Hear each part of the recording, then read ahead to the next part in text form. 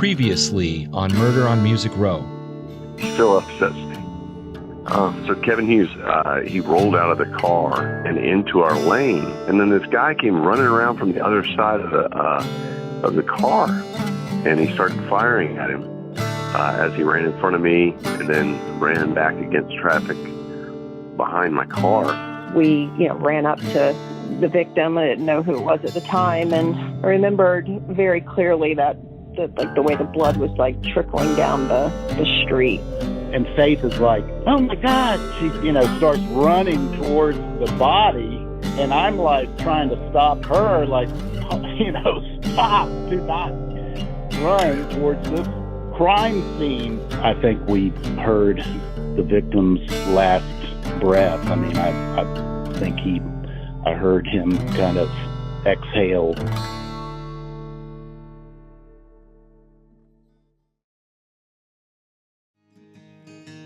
The almighty dollar and the lust for worldwide fame slowly kill tradition, and for that someone should swing. They finished writing the song Murder on Music Row in about 2 hours. Larry Cordle and Larry Schell. This is Cordle. When we got it done, I said, well, there it is. Larry looked at me seriously. He said, pal, it's what they'll remember me and you for. Cordle didn't believe Schell. This new song didn't fit with what Cordle was doing. He was busy working on another project. He had written 9 other songs for an as-yet untitled bluegrass album. Then Cordle had an epiphany. Holy moly, I could call the album this.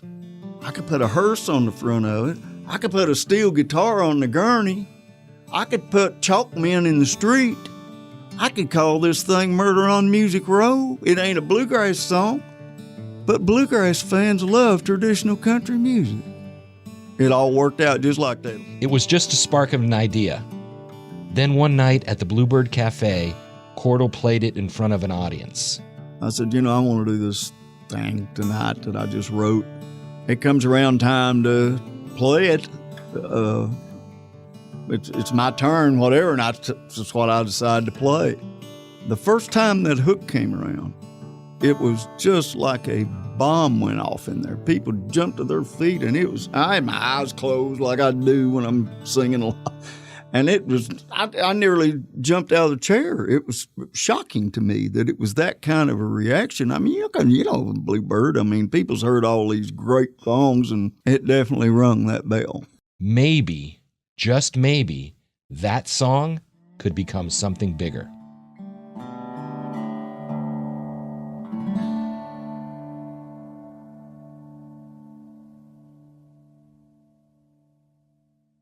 This is Murder on Music Row, an investigative podcast.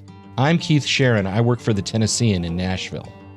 On March 9th, 1989, a young man named Kevin Hughes was shot twice in the head in the middle of Music Row. In August of 2022, my editor handed me a flash drive full of police files, interrogation reports, coroner notes, crime scene photos and drawings, phone records, and internal memos between Nashville police, the FBI, and law enforcement officials in other states.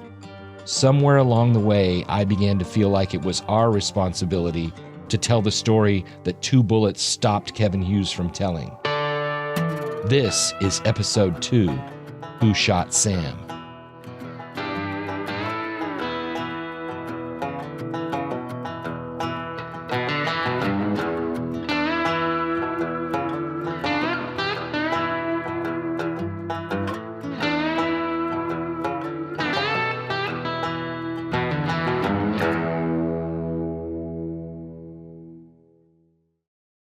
Kevin Hughes grew up in Carmi, Illinois. It was a town of about 5,500 people.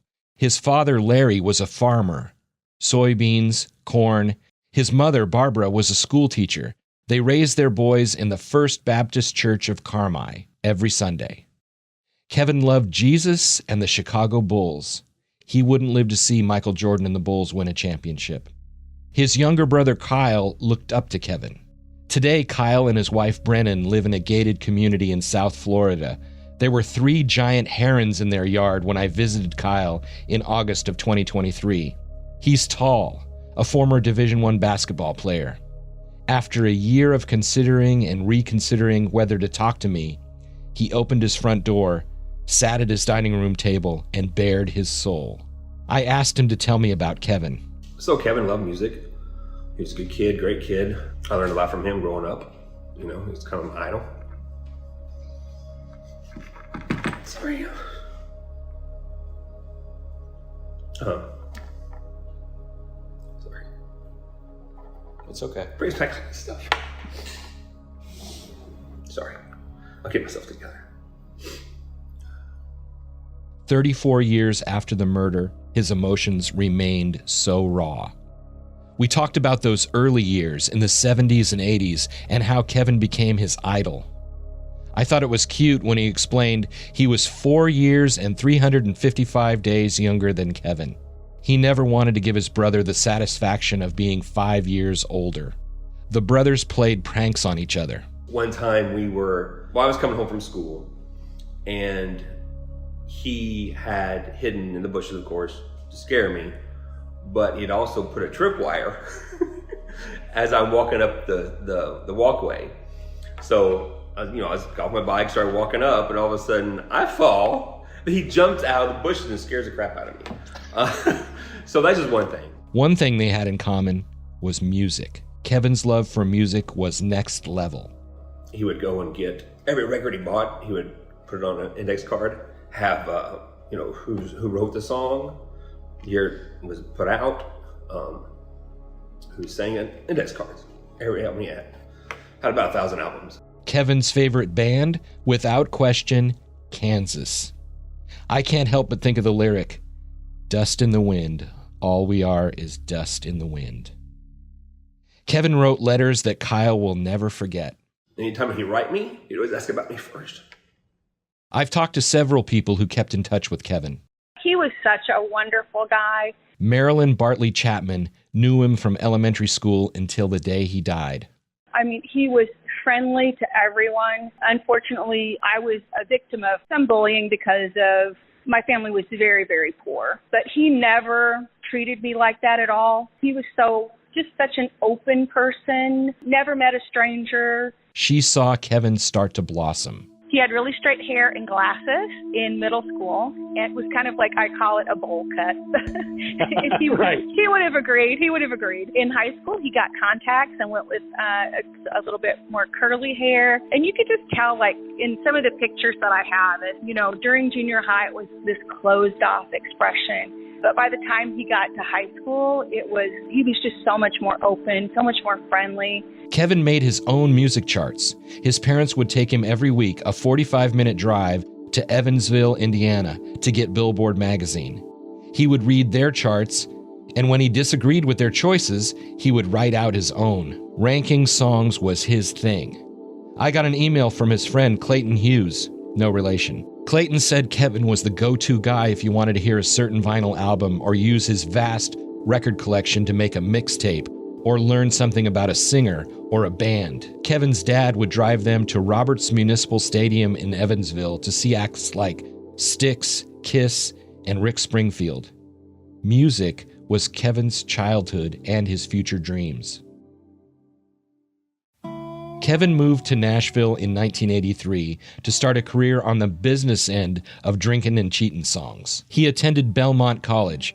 Since then, it changed its name to Belmont University, a Christ-centered institution on the edge of his dream, Music Row. If you stand at the north end of the Belmont campus, where it intersects with 16th Avenue South, you're about 2 blocks from the 1989 crime scene.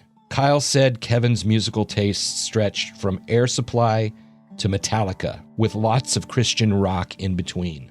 Triumph, Shooting Star, Zebra, Petra, all his loud power favorites. Given where he ended up, there was a gaping hole in Kevin Hughes's go-to genres.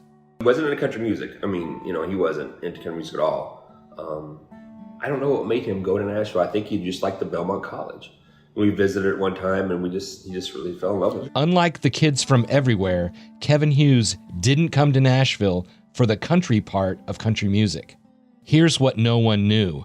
Kevin Hughes came to Nashville with a long game plan to get hired by the Gospel Music Association. That was the big dream, his brother said. His first job at Cashbox Magazine was only supposed to be the start. Marilyn said she thinks about Kevin a lot these days. He was only 23 when he died. He didn't have a chance to really live, didn't have a chance to be married, he didn't have a chance to have children. I don't think his mom and dad, and especially his mom, when she passed away, I don't think they ever really recovered from Kevin dying, and especially the way that he died. Marilyn talked to Kevin on the phone during the last week of his life. Her recollections of the call became part of the police file. He just didn't sound like the usual Kevin. I mean, we exchanged the pleasantries in the beginning of the conversation. We talked about, things that I might want to do when I come down and visit. And then I just kind of said, well, what's going on with you? Tell me how are things? Are you dating anybody? Are you, things like that. And he just says, I've got a lot of things going on. And I thought, well, what does that mean? I said, is it inconvenient for me to come down? And he said, no, I want to see you. I want to see you. It's been such a long time since I've seen you. He goes, I just remember having the conversation. There's just crazy things. There's a lot of crazy things going on in my life. And I said, well, do you want to talk about them? And he said, I can't right now. He says, maybe when I see you, but I can't talk about it right now. Amy Lavelle worked at Cashbox Magazine in 1985 while Kevin was a student at Belmont. Her boss, editor Tom McEntee, and chart director Tony D'Antonio were looking for interns to work in the office. McEntee asked Amy to make up some job opening posters, get some Scotch tape, and hang them at Belmont College. You live near Belmont. Why don't you stop by there on your way home and put the posting up? Kevin saw Amy's poster, contacted Cashbox, and got the internship. It wasn't long before Cashbox hired him full-time. Kyle thought Kevin always intended to go back to school. I think he thought Cashbox was his way to get in, and he wanted to go back. He was going to go back. He wanted to get in. It was really a proposition he couldn't overpass. He really wanted to get in the music industry. When Cashbox offered an internship, he talked to my parents about it. I remember them having the conversation, and, I want to do this, I want to do this. And they offered him the job is when I think he dropped out then, the full-time job. How'd your parents take that? My parents were always very supportive of Kevin because we knew that Kevin would do the right thing and he would go back, I think, to finish. It was a little bit of a strange fit. Kevin, the straight-laced kid, was working for Tony D with his party dude, gold chain, pinky ring, Lothario with the ladies personality. Tony D, I guess, had a hard time getting along with most females. Now with me, he said I reminded him of his daughter. I'm half Italian. He was Italian. And also, he knew my husband. At the time, he was just my boyfriend. And I don't think he wanted to get him riled up. Juanita Butler worked in the office, too, with Tony D. He would flirt with me. I knew he was married. He was continually asking me out. It's like, no, I will never go out with you or any promotion person for that matter. So because they were all kind of, I can't think of another word other than sleazy. Tony D often operated in a cloud of marijuana smoke, while Kevin's calling card was his nice smile. Kevin was a great worker. Tom offered him a full-time job, and I think he left the university to take it. He wasn't just an intern. She was right. Kevin dropped out of college to work at Cashbox. He was living his dream. It wasn't a lucrative dream, but still a dream.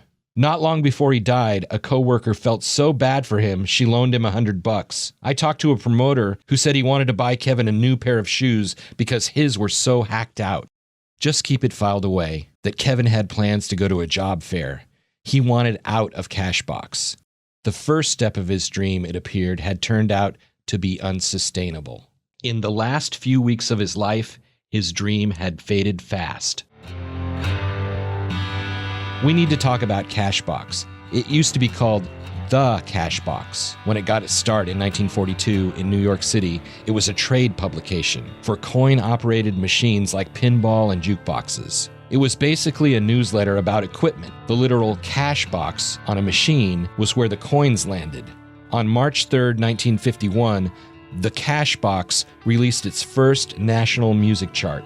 The nation's top 10 jukebox tunes. Number 1 was My Heart Cries Out for You by Guy Mitchell and Mitch Miller. By the end of 1954, the Cashbox had offices in New York, Hollywood, Chicago, London, Boston, and Nashville at 804 Church Street. By 1980, Cashbox had dropped the from its name, and it was all charts all the time. They weren't measuring jukebox plays anymore. It was supposed to measure airplay on the radio. Cashbox had a small office on Music Row, 21 Music Circle East. It was owned by a guy named George Albert who lived in Los Angeles. Here was the problem for Cashbox in the music chart business. Billboard was by far the leader. Other publications doing the chart were Radio and Records, Record World, Cashbox, Gavin, just to name a few. So there were at least 5 publications doing national charts.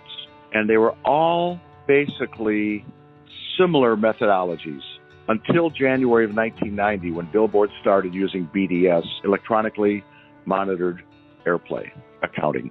So he had all those publications fighting for the same pie, right? Back in that day, and this is ranked by usage by radio and the industry, and that was Billboard was probably number 1 in 89, R&R was number 2, and then it was probably Gavin, Record World, and Cashbox.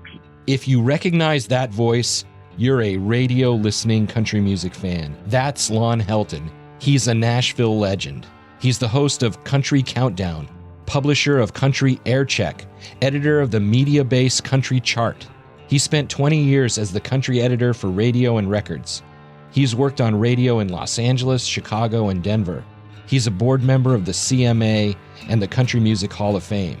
I'm a lot smarter after talking to Lon. He explained the trade publications would get calls or faxes. Remember fax machines? From radio stations every week to report the songs that played in their markets. Some of the publications had sophisticated methods of ranking larger stations versus smaller stations and weighted their reports accordingly for drive time airplay, which was more important, versus overnight airplay, which wasn't. That's how they were supposed to rank songs for the music charts. After all my research, I don't think it always worked that way at Cashbox.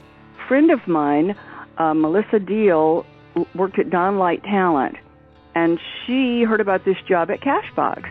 That's Juanita Butler again. She started as a receptionist at Cashbox. She talked about the incredible pressure that was on all the Cashbox employees. Remember, of the 5 trade publications, Cashbox was at the bottom.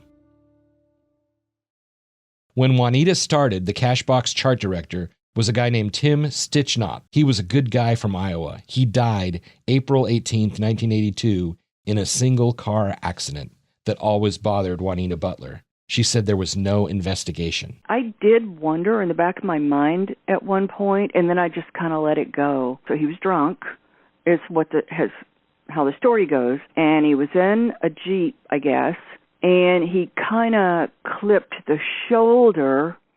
At Cashbox, they had to find a replacement, and the editor, a guy named Jim Sharp, wanted to get a chart manager with integrity. That was awful. That was just an absolutely awful period of time. Jim Sharp made Juanita Butler an offer. And that's when Jim came to me and said, Juanita, I really need you to take this job. She took the job, and it could get a little awkward. Lee Greenwood's office was right next door. There were a bunch of music people in that office. But the reason I remember Lee Greenwood is because when he got his first #1 record, I was working on the chart, graph one day, and this guy grabbed me from behind and kissed me, and it shocked me. And I turned around, and it was Lee Greenwood because he'd just been told he had his first #1. I asked her how literally she did her job. George Albert, who owned Cashbox, he would not get with the times. I mean, the entire time I was there researching and compiling the charts, I was working on a manual graph. I mean, I had a graph that I would create every week that would have the top 100 singles listed and the top 75 albums, and I manually graphed out the airplay on this graph. And, Billboard, they had a computer. They, they were just far ahead of us. She was using pencils at the beginning of the office computer age. She began to feel pressure. So those independent promoters, I had a specific day of the week that I used to talk to all the label promotion people, and that included the independents. And so Tony D'Antonio was in there, and Chuck Dixon. They were in there every week pitching their records. They tried to get me to do dirty stuff, the independent relationships with them. I didn't want them to think that they could manipulate me in any way. But there was only one time that I was asked by my boss to have a record enter the chart that was not legitimate. And I said no. And I could tell he was scared. And he came back and he said, "You've got to do this." And I said, "I'm not doing it." And his words to me were, "Well, don't be surprised if your little Toyota blows up in your face someday when you go to turn it on." At first, I thought the threat she was describing was figurative. Like, don't be surprised if this independent promoter blows up your car, in a figurative way. She explained she brushed it off at the time as no big deal. Then, after Kevin Hughes got murdered, she began to believe she should have taken that threat more seriously. Juanita Butler said she never told anyone the name of the independent promoter who made the threat. I asked her to break her silence almost 40 years later. She was reluctant to give me the name because he was very famous in the industry and she wasn't sure if he was alive. So she started searching while we were on the phone. All right, well, if you find out that the guy is dead, text me his name. Okay. Okay. All right. Start looking for obituaries. We talked about how you would search for someone's name. Then suddenly... Oh, I just found him. Wait. What I did is I keyed in his name and California record promoter. Okay. And several things came up. Oh, yeah, I think this is him. And if it is, he passed away in 2005. There you go. Ray Ruff, R-U-F-F. Okay, Ray Ruff. All right, I'll look him up. I found an obituary for Ray Ruff at iHeartRadio.com. Juanita Butler became convinced that Ray Ruff threatened her life over a chart position in Cashbox magazine. I'll read from Ray Ruff's obit. To promote Debbie Boone's You Light Up My Life, he arranged for security trucks to deliver copies of the single to radio stations across the country, and galvanized a record that not only spent 10 weeks atop the Billboard pop charts, but became one of the signature songs of the 1970s. Ruff worked with many of the biggest names in Nashville. Here's what I found out. Ruff suffered congestive heart failure and pulmonary edema and died at his home in Saugus, California on September 15, 2005. Juanita Butler quit as chart director of Cashbox magazine after owner George Albert canceled all his employees' health care plans. That left the magazine in a tough spot. I'm the only one who knows all the ins and outs of how to pull the chart together. That's Tom Rowland. He was more into writing, but he helped out on the charts. Listen to him explain how unscientific the Cashbox charts were. That's where it gets a little dicey. We knew that the way that the system was set up, that there were people who were trying to take advantage of it. And, you know, the charts at this period in time, it was before Billboard introduced the whole, computerized system. So everything was done manually. It's like literally radio stations would call us and give us the numbers that we were wanting from their charts so we could make decisions about what things were moving and what were not. There was an honor system. It's like we were not in their... they basically made their own local chart and then would report to us the results from their local chart. And, supposedly their local chart was supposed to be based on airplay, et cetera, but, we had no way to monitor that. So, you kind of had to take it for what it was worth. And I do think most of the radio guys at that point were on the up and up, but I know some of them were not. And I know occasionally we would get phone calls from people, late on a Friday who said, "Oh, I forgot to tell you that we were playing such and such a record." And, invariably it was a record that we knew was on the bubble and somebody was trying to get an extra ad or something, and we had no way of knowing because we didn't have the technology to do it. We had no way to know whether they were playing the record or not. Tom Rowland got out of charts fast. He's now a distinguished music writer. He won a CMA award for his coverage of country music in 2018. People were telling me that the corruption at Cashbox got absolutely crazy in the mid-1980s. Earlier, you heard from Amy Lavelle, who was editor Tom McEntee's assistant when Kevin was hired. For a short time, Amy Lavelle was put in charge of the Cashbox Gospel chart. She said she ran things as straight and true as she could. She would get radio reports and write down the results so she could add them up and make her rankings. This one record just kind of kept popping in there that I never wrote down. What she's saying is that a record she had never heard of was ending up in the published chart, which is strange because she was in charge of the chart. Somebody was writing this record into the chart after she had gone home. So she went to her boss, Tom McEntee. I had to go to Tom and say, what's up with this, record keeps popping in here and it's not reported at all by any of the Christian stations. He said, that's something I inherited, and believe me, we're going to get rid of it. It was tied to advertising that was done before we got here. That record, which hadn't been playing on Christian stations and yet miraculously ended up on the chart, was by a guy named Tony Alamo, who had been advertising in Cashbox for years. Alamo died in federal prison in 2017 at the age of 82. Alamo was convicted in 2009 of sexual abuse after it was revealed he had relations with several teenage girls who he considered as his wives. In 2017, the Southern Poverty Law Center called Alamo a cult leader. In his obituary, they said his views were anti-Catholic, anti-homosexual, and anti-government. One of his wives was named Susie. When she died in 1982, he kept her body in a glass-topped coffin and asked his followers to pray for her resurrection. For months after she was dead, their prayers were not answered. In happier times, he and Susie had opened a store, the Alamo of Nashville, at 325 Broadway. The store specialized in sequin jackets, and some were worn by Elvis, Dolly Parton, Conway Twitty, Prince, and Madonna. Alamo had an album produced by Porter Wagoner. In 1986, Amy Lavelle finally got Tony Alamo's record off the Cashbox chart, but she still doesn't know exactly how it got there in the first place. As Kevin learned about the charting business, he faced some similar shady shenanigans. Beginning in 1988, he would call home and tell his family his dream job was turning nightmarish. He always had serious conversations with my mom and dad and me about things that were happening. Tell me about those. What was going on? He just didn't feel right what he was doing. He didn't feel right about the music industry. He didn't feel it was what he wanted to do anymore almost. You could tell that he was upset about things. And then we had conversations about that, he would do a chart come out of the magazine, be completely different than what he would put in his, chart sample. Mm-hmm. So by the time that he would do a chart, it would go to press, it was manipulated or changed.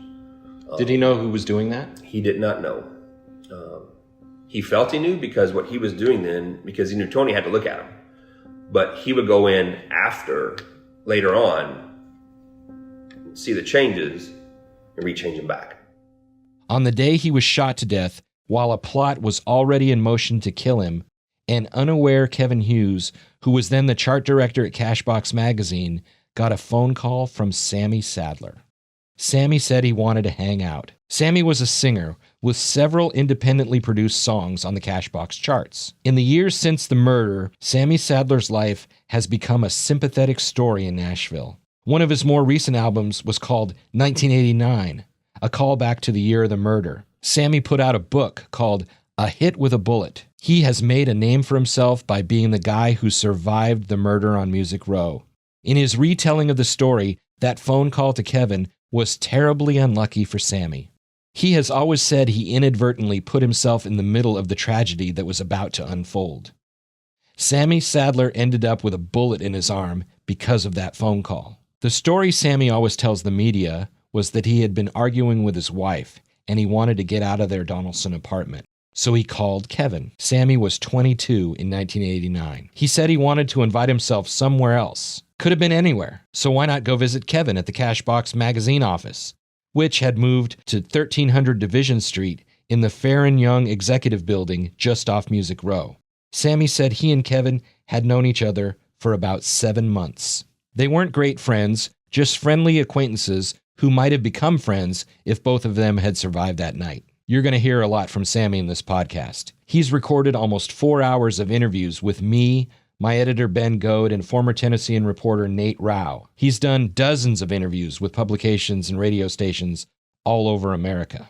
Here's what you have to know. Some of the things Sammy Sadler says about the murder of Kevin Hughes are difficult to pin down. I'll give you an example. That argument with his wife, which he said happened after they were both home from work. Genia, his wife, was in her late teens at the time. Sammy couldn't remember precisely how old she was at the time of the murder. He said she worked at a department store. He couldn't remember the name. He also couldn't remember when they were married, which might have been difficult for him to sort out because I found records of 3 of Sammy's marriages, and he's currently engaged. His divorce from Genia happened sometime shortly after the murder, but he wasn't sure.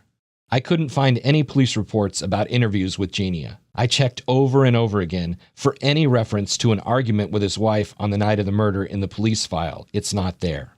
Lead Detective Bill Pridemore said he didn't remember talking with her. I have reached out to Genia and family members by phone and messages on social media. I wrote her a certified letter asking her specific questions about the night of the murder, but so far, no luck. I'll let you know if I ever get a confirmation about the argument. Here's the reason the argument raises a question. Sammy said it was dark outside when the argument was happening, and he decided to leave. We know Kevin had gone to a 5:30 movie with his friend Sharon Pennington, so he couldn't have been back at Cashbox to pick up Sammy's random "let's hang" phone call until about 7:30 at the earliest. We know from phone records Sammy was in his Donaldson apartment at 7:44 p.m. when he called his father in Texas. All this timing stuff is important, and it raises a question because police took a statement from a witness, Kent Crawford, who was Kevin's friend at Belmont. He said he had called Kevin in the afternoon of March 9th at 5 p.m. That's before Kevin went to the movies. Sunset that day was at 5:49 p.m. It was still light outside, so it's before Sammy and his wife started arguing. Kent said he asked Kevin what he was doing later, and Kevin told him he was going to the movies, then he was going to ride around in his car with a friend. If that friend was Sammy, how did Kevin know about the plan in the afternoon?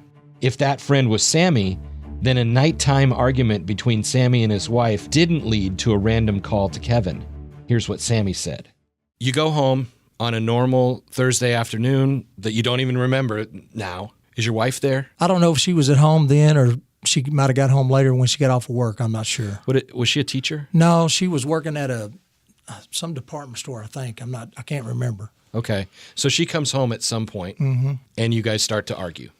At some point of that night, we got in an argument or something, yeah. Do you remember the I don't topic? even remember what it was about. You know, probably something stupid. But it just, at the point, it's just, I wanted to get out of the house. I didn't want to argue. And so, I just picked up the phone to call Kevin, see what he was doing, and it just rang and rang and rang. And I was going to hang up, and I thought I heard somebody say hello.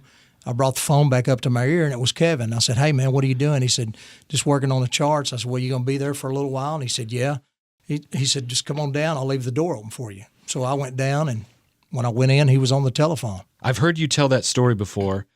Did you know in that file there's a witness who says that he talked to Kevin before he went to the movies? There's a 5:30 showing of Bill and Ted, Excellent Adventure, at the Fountain AMC Center, downtown Nashville. Kevin and Sharon go see that. But before they left for the movie, a witness says he called Kevin and Kevin said, I can't hang with you tonight. I got Sammy coming in later to hang out with me. No way, right? Mm-mm. Couldn't have happened. Didn't even know we was going to see each other. We'll get more into the timing of those calls later in this podcast. One more thing.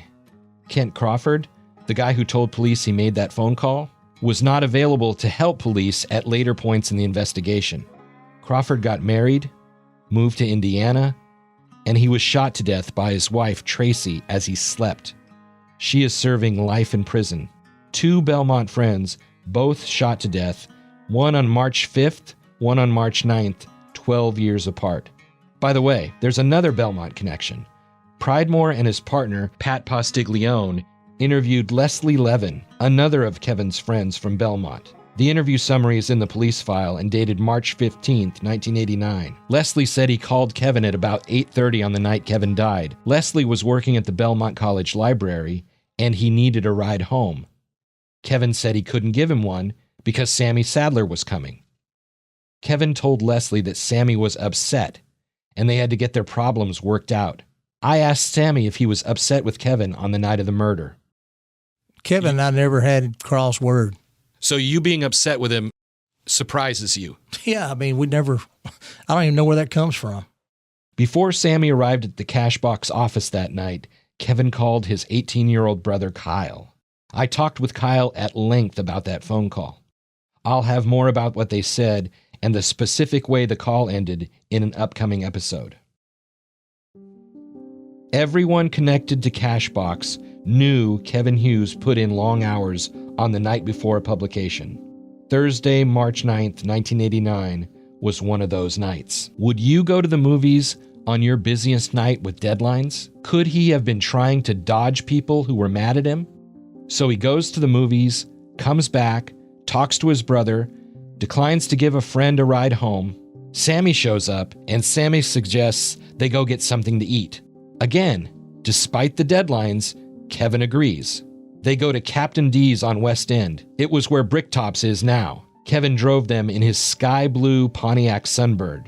Sammy says they talked about sports and girls, regular bro stuff over dinner. Here's what's unusual. What Sammy didn't say they talked about.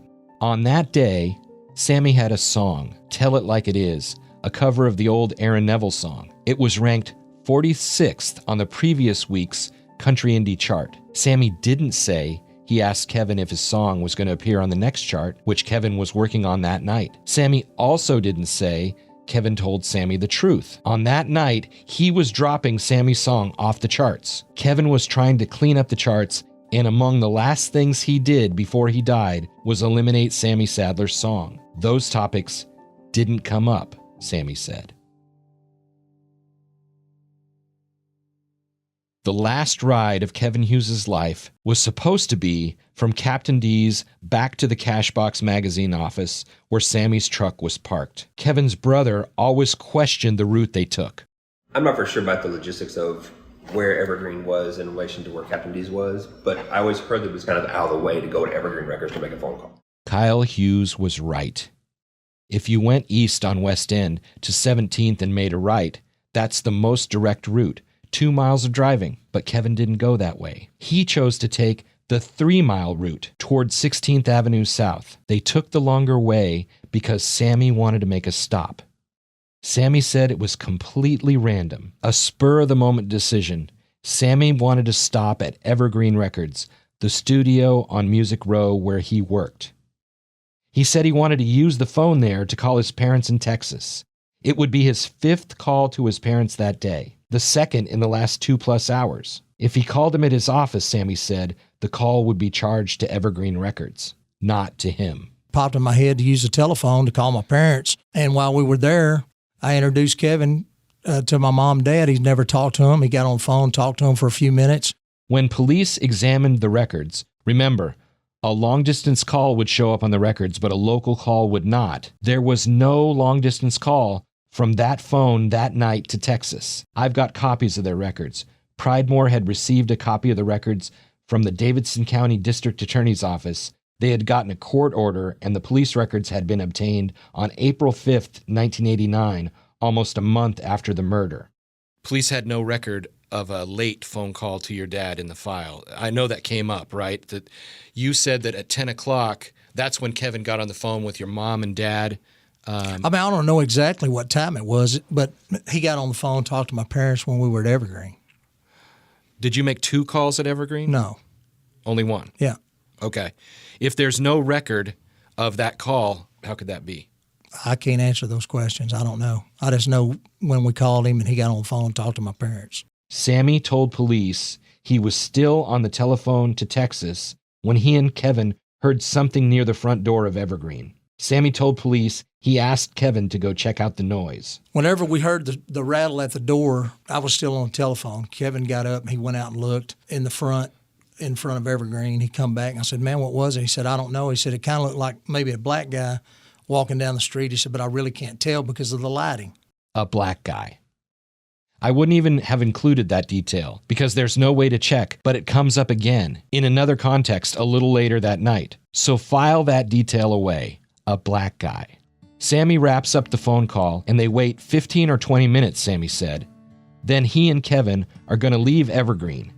They're going to get in Kevin's car, which is parked directly across the street, and drive to Cashbox so Sammy can pick up his truck. They pause on the porch of the building, which was once a craftsman house. It was, and still is, light green with dark green trim. They're alarmed, Sammy said, because of that rattling they heard at the door. They check their surroundings. It looks all clear, so they walk across the street. It's 10:25 p.m. Kevin gets in the driver's side. Sammy goes around the front of the car. He sits in the passenger seat, but before he can close the door behind him, there's a man in a ski mask wedged between the passenger seat and the car door. The killer was so close, he blocked Sammy from closing the door. The car window was rolled up and the window wasn't shot out, so he had to be almost literally on top of Sammy. Touching knees almost. The first shot hit Sammy in the fleshy part of his arm, above his right elbow. He said he had raised his arms to cover his head. That's when Kevin rolled out of the car and ran down the street. The killer chased him down and executed him. Sammy slumped for a few seconds in the car. His blood was found on the driver's side seat, meaning Sammy reached across to where Kevin had been sitting for some reason. Kevin's keys were found on the street outside the car. Then Sammy heard a voice from a nearby third-floor apartment. A man called out and told him to run upstairs. Sammy was hiding under a desk in a third-floor apartment when police found him. And I walked in front and opened the door and sat down and started to close the door, and I thought I caught something moving out of the corner of my eye. And I looked up, and a guy standing over me, and I just saw his arms straight out, and I saw a gun. I said, oh, my God, this guy's got a gun. I threw my arms up to cover my head, and that's when he shot. And they said Kevin did like a barrel roll out into the street, running back up 16th Avenue, and all I heard was shots after that.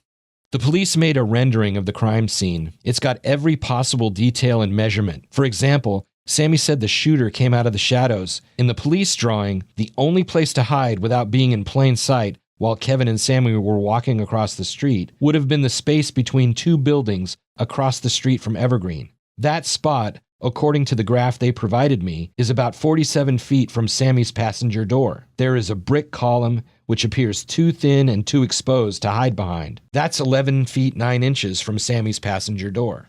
Yeah, I mean, he was right on top of me. And I'm guessing that you went away and got hit in the elbow. All I did was, when I saw the gun, I just said, oh, my God, this guy's got a gun. And just out of reaction, I just threw my arms up. And I can't beat a speeding bullet. You know, only God was there to save that or to hit me right in the head. He was shooting at you. He's right on top of me. How could you not? But Kevin was the target. That's what they say. That's what as you're sitting here right now, though, 100% that gun, that bullet was going to hit you in the head. If I hadn't thrown my arms up, that's exactly where it hit me. Police talked to several witnesses on the street that night. They said the eye holes of the ski mask were so big they could see the shooter's skin. White guy, kind of chubby, with a strange limping side-to-side way of running. Here's Bobby Lyons, who we met in the first episode, the guy who thought he had driven into a music video. And I could tell he was white as a white guy because I could see the around his eyes. In one police report, Sammy Sadler's description of the shooter is noted because it doesn't line up with the accounts of the other eyewitnesses. Sammy said the shooter was a thin, black guy. As I write this, I'm reading from Detective Pat Postiglione's March 13th, 1989 report, 4 days after the murder. Postiglione was Pridemore's partner on the case. Pridemore said Postiglione was the good-looking one. Postiglione is the star of the streaming cop show Deadly Recall. He says he has a photographic memory. In the show, he recounts cases from his long career. His report says, quoting now, Sammy's description of the suspect is different from all the eyewitnesses, unquote.